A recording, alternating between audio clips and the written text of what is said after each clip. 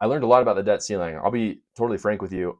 When it comes to the economy, when it comes to the inner workings of the Fed and debt, I'm not an expert on it.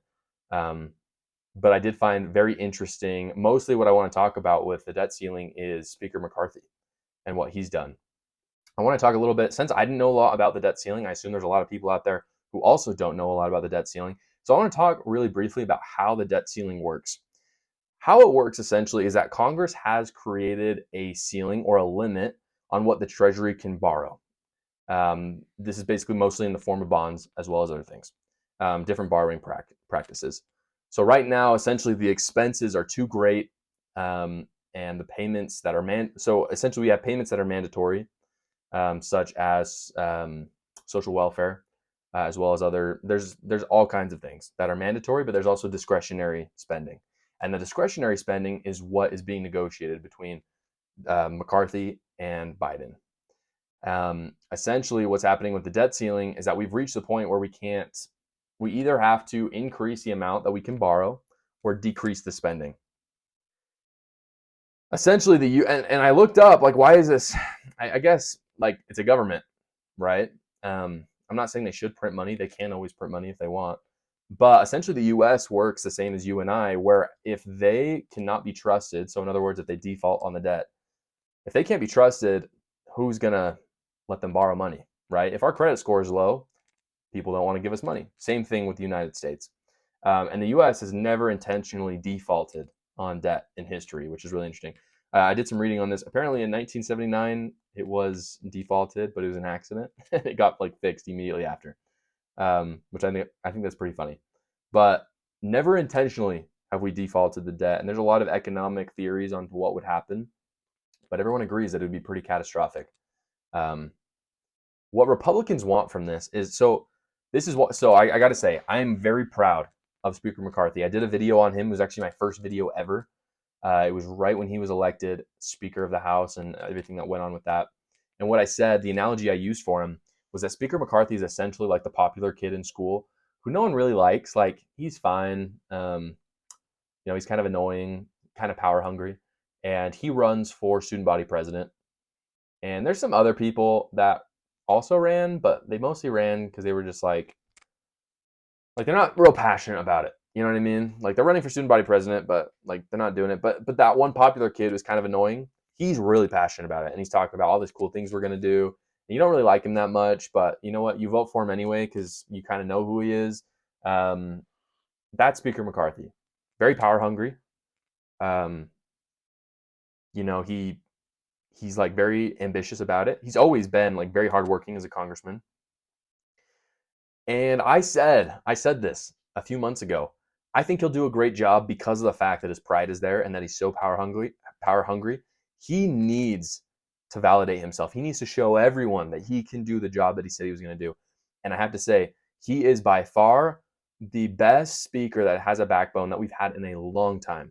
I mean, he is the Nancy Pelosi of the Republican Party at this point. Say what you want about Nancy Pelosi, but as a politician, she was very good, and she drew a hard line. It was hard to negotiate with her. At this point, though, if we default on the debt, that really does fall on the Democrats. Just historically, when the economy, I mean, you can see it right now. When the economy goes bad, when bad things happen fiscally, it's on the president. I'm not saying that's actually true. I'm just saying that's the perception of the American people. And Joe Biden can't afford that. Joe Biden's sitting at like a 35% approval rating right now. By the way, if you want to know what Ron DeSantis' approval rating is nationally, 59%. Joe Biden has a 35% approval rating. One of his opponents has a 59% approval rating. Just something to consider.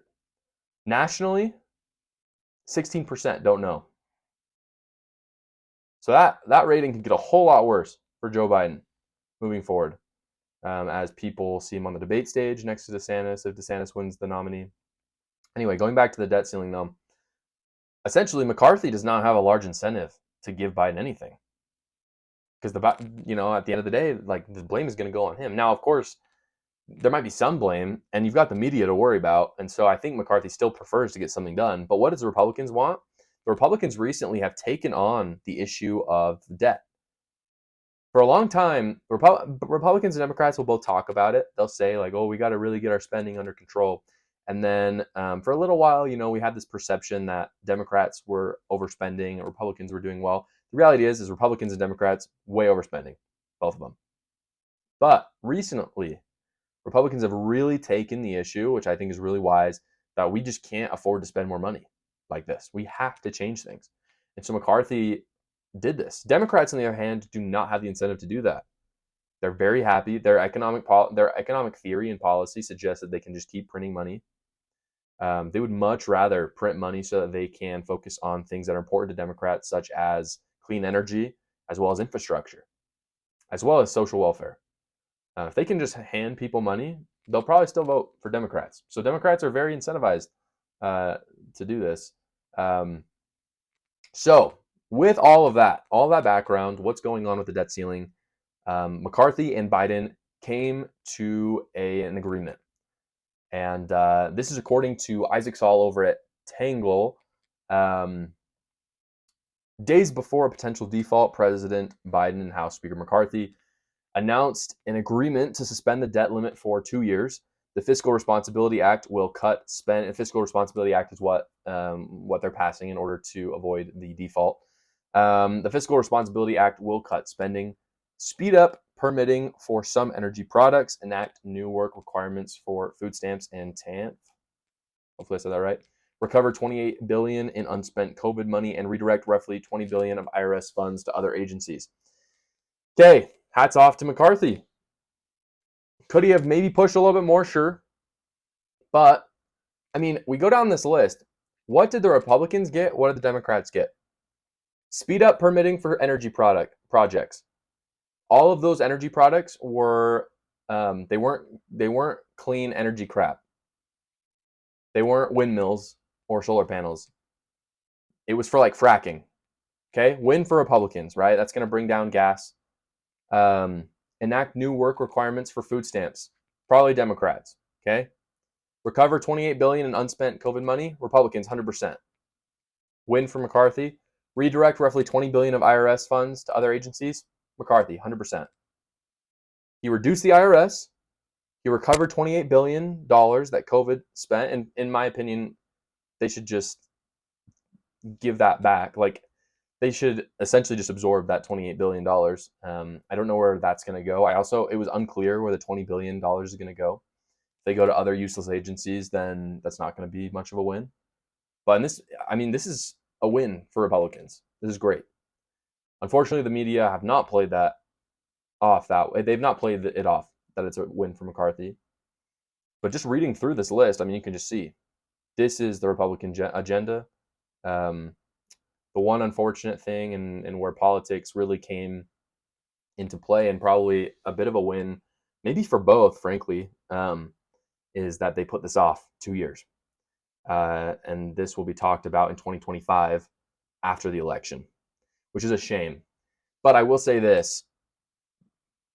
I hope, and I think it will, I really hope that on the debate floor between the Republican nominee and the Democrat nominee, Joe Biden, basically, as well as hopefully in press conferences with Speaker McCarthy, the journalists will ask questions about this. What are you going to do in 2025?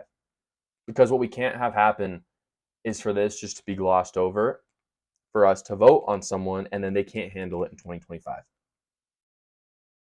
So between talking about DeSantis, Trump, Biden, the election, as well as the default debt, the conclusion I've come to is who can handle this?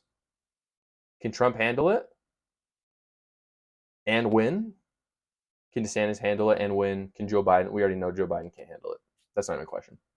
But he could win. So that's what we need to think about. I really hope those questions are asked. The reality is both sides are very stubborn about default, but the Republicans seem like they're finally getting a backbone, which is why I think getting a strong Republican president is important, and frankly, keeping Speaker McCarthy at this point. He has shown that he's a backbone. And if his approval rating among Republicans goes up, he will be incentivized to keep doing that. We've got to reward our leaders with, we've got to be open about rewarding our leaders. Like, I understand that they're elitist. I understand that he wants power. I'm cool with that. But what I'm saying is that let's just use his ego against him.